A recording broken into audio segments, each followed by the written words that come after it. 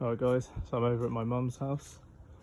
Just literally put a soft wash treatment on the roof using the Dosatron, which I'm about to explain to you. So this is literally just hypo mixed at 1 to 4. And we're going to see how it goes on the time lapse, see how well it cleans up. I'm not pressure washing it, I'm not scraping it, I'm literally just putting hypo down. Anyway, so I'll start at the end of the new kit upgrade. So we've got a soft wash wand connected to a new chemical hose running up to the van. We've got a 50-meter chemical hose on a reel. I found a cheap reel on eBay, so that was a really good result, because reels for these are usually like 300 quid.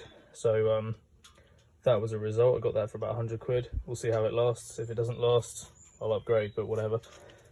We've got 60 meters of hose on the pressure washer now, and we've got dual switches connected to my household hose. That's just 25 meters, but I can always make that longer.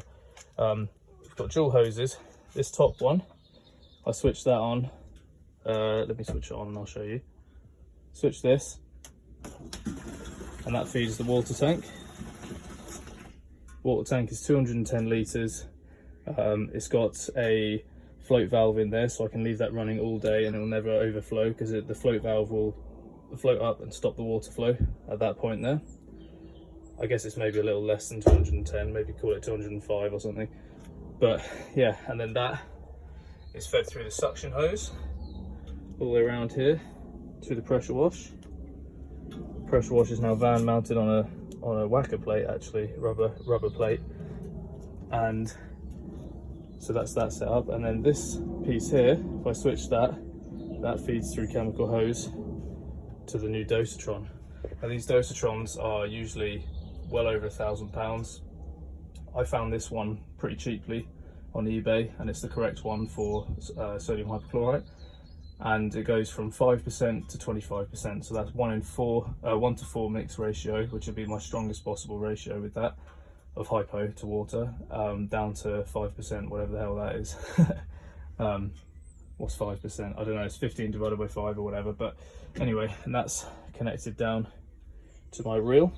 The beauty of these Dosatrons is that they're fed from hose pipe supply, so that runs on hose pipe water and doesn't need any power, and it takes suction from the hypo itself, which I just mix my surfactant in there, and the Dosatron will draw it up and send it through all 50 meters of this hose over to my soft wash wand, which I can spray. I can see that roof's going a nicer yellow already. That's pretty amazing.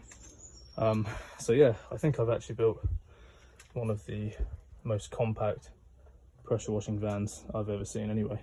I'll get a zoomed out image so you can see. Like, obviously this is quite a small van.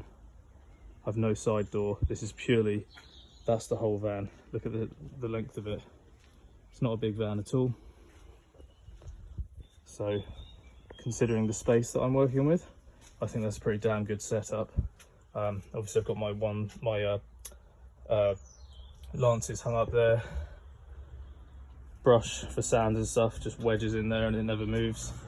So yeah, I will get a few more bits in here eventually, but obviously the leaf blower is just loose. I might build some kind of shelf along this side to just store a bit more of the kit a bit safer, but as it goes, I haven't had any problems yet. I've got a couple of jobs this week, which I'll probably film 2 of the jobs this week and put them up. And yeah, if you've been watching a while and you've been a subscriber, then you'll know that I've been getting things in and out of the van. I was using that barrel there as a suction barrel, and it was really time consuming, pissed me off. Obviously I had the back surgery, so I'm trying to mitigate any damage to my back by just doing the minimum.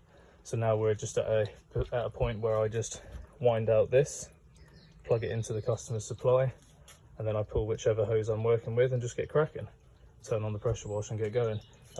Obviously the exhaust is there. We had to finagle this, we had to turn the pull cord round, so it used to be on top here like this. I'd put it that way, so literally all we did was take it off, flip it upside down, put it back on, and that's why it's down there now, because otherwise I'd have had to have pulled from that direction. So now I can pull it this way, and the exhaust vents out of the van.